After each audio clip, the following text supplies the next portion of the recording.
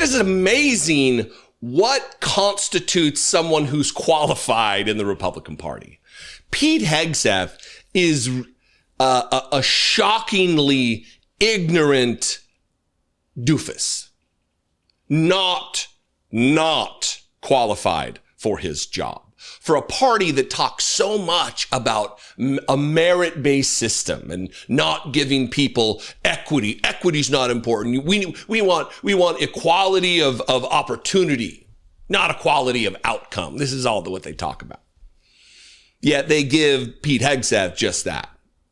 Equality of outcome, not capable of the job, not qualified for the job, not even doing the job now that he's there. There's not even OJT here on the job training. He's not even figuring it out as he goes, because his only role is to mimic Donald Trump as much as he can. Just unearned arrogance, idiocy. He's just a spindly-legged ignoramus.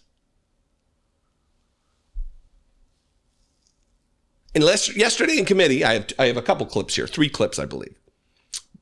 Pat Ryan, combat veteran of the United States Army, just like Lil Pete, and Mikie Sherrill, the now Democratic nominee for governor in the state of New Jersey. I was just up there just the other day at her watch party, ultimately what ended up being her victory party in New Jersey, in Morristown. And both of these individuals served. Both of them are veterans. She was a helicopter pilot, flew Zurkowski, her jet. I don't know the exact number of it, but it is the same helicopter that is Marine 2, the president's helicopter. These are both people with military experience. This isn't a couple of civilians who are just taking a stab at what it means to be in the role. I'm going to start with Pat Ryan, who at the end of this clip really lays it out there and says, you need to resign.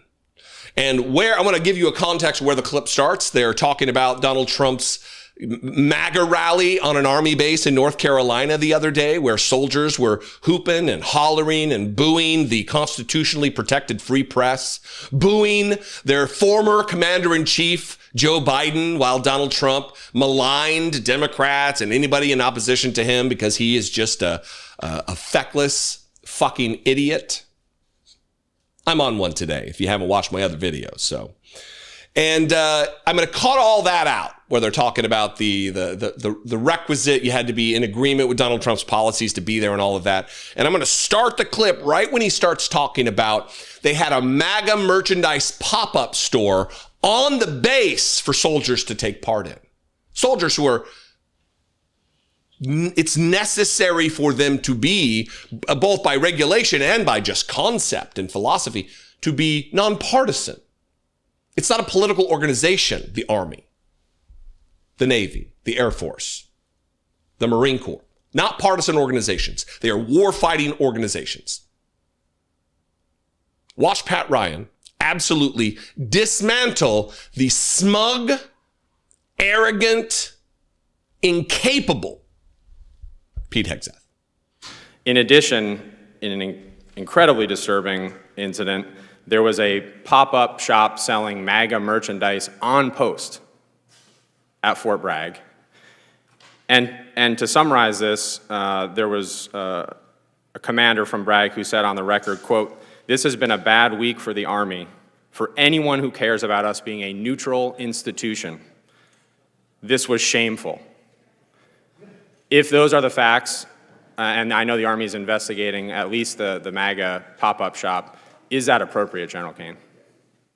Sir, I haven't seen any of these reports. I'm not familiar with them, but as I mentioned earlier and in my confirmation hearing, the nation demands a political, nonpartisan military.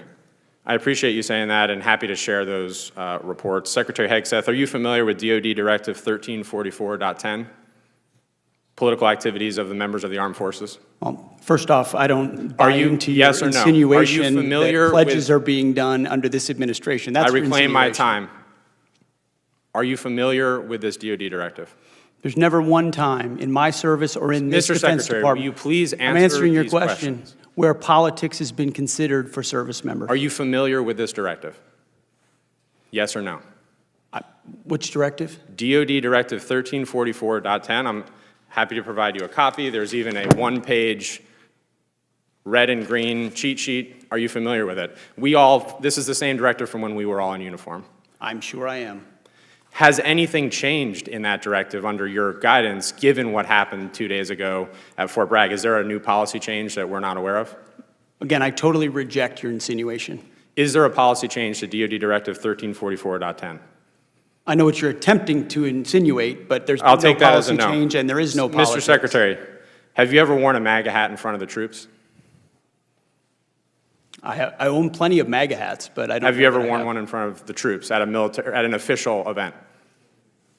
I don't I'm believe aware so. of. I don't believe so. Do you think it's appropriate for the President of the United States to wear political merchandise, including a MAGA hat, at official events, including West Point commencement? The Commander-in-Chief Yes or no? can wear whatever hat he wants, to include the phrase, "Make America Great Again," because I would like So to you make think America that's- great again as well. So you think that's appropriate? The Commander-in-Chief has the right, in front of his troops, to wear whatever he'd like. Okay, I strongly disagree with you. And I urge you both, especially you, General Kane, as we see an increasingly political rhetoric, including from the Secretary, to please, for the good of our troops, this is an incredibly difficult moment, and we need leaders like you to continue to echo the apolitical nature. I have 12 seconds. Mr. Secretary, I don't say this lightly. I have to say this on the record. I think your tenure as Secretary of Defense has been shameful and weak, and you should resign. I yield back. Gentleman's time's expired. Chair, and I recognize gentleman from Texas, Mr. Fallon. Shameful, weak, and you should resign. Or is it shameful, weak, and you should resign? Weak, lean. Mentally, ethically, morally, weak. Pete Hegseth. Mikie Sherrill, it was before this line of questioning, but I wanted to start with him just to kind of set the tone. Mikie Sherrill, she opens it by talking about 3 levels or facets of Pete Hegseth's incompetence. One is operational, one is managerial, and one is budgetary.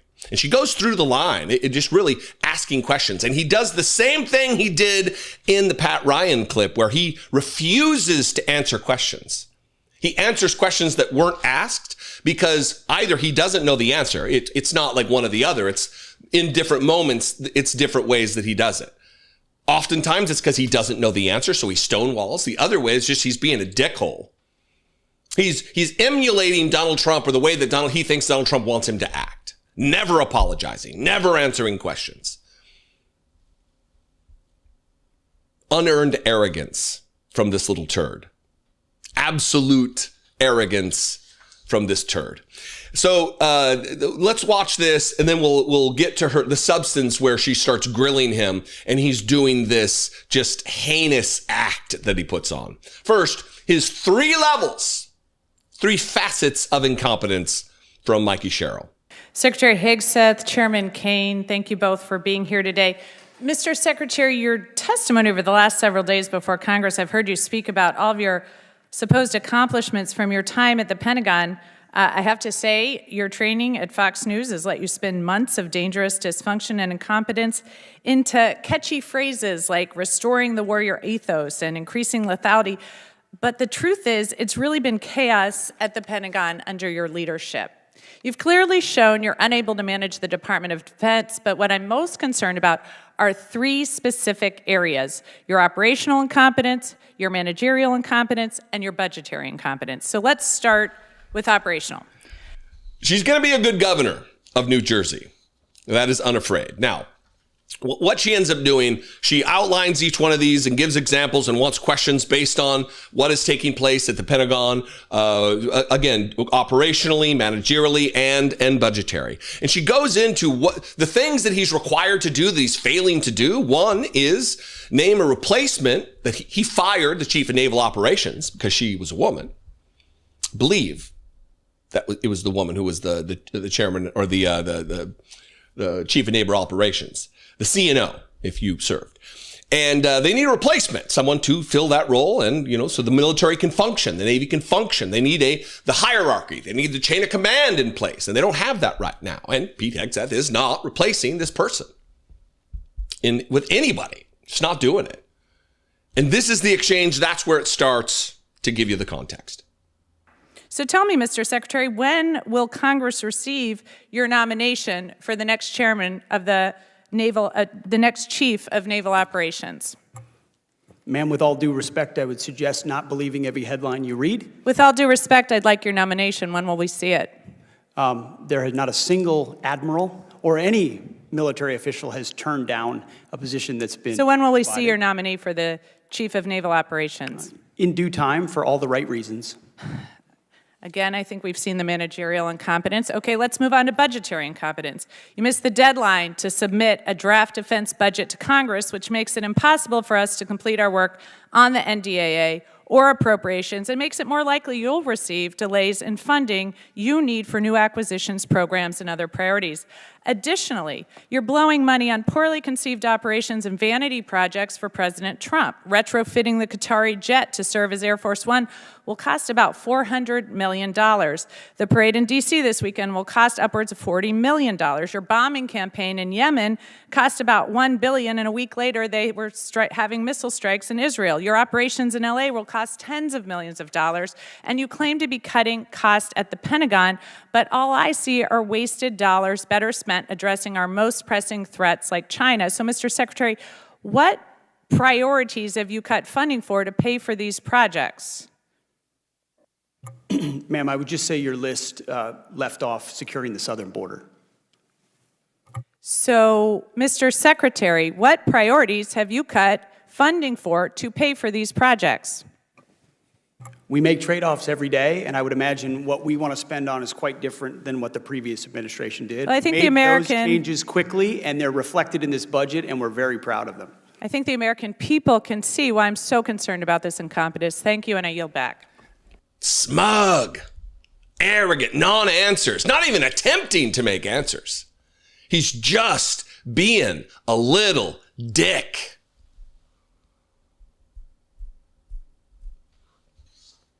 Yet, we should bring down the temperature. We need to show more decorum. Oh. He's there. He's required to be there. Congress has a constitutional mandate of oversight. Congress, the House of Representatives, you might not know this, you may have forgotten it from high school or whenever it was taught, but any bill having to do with appropriating money, with funding the government, starts in the House. He has to be there in order that Congress can do its job to create budgetary bills to give him the money that it takes to run his $1 trillion operation per year. This is a man they put in charge of an organization that is the umbrella for several organizations that comprise a $1,000 billion a year budget.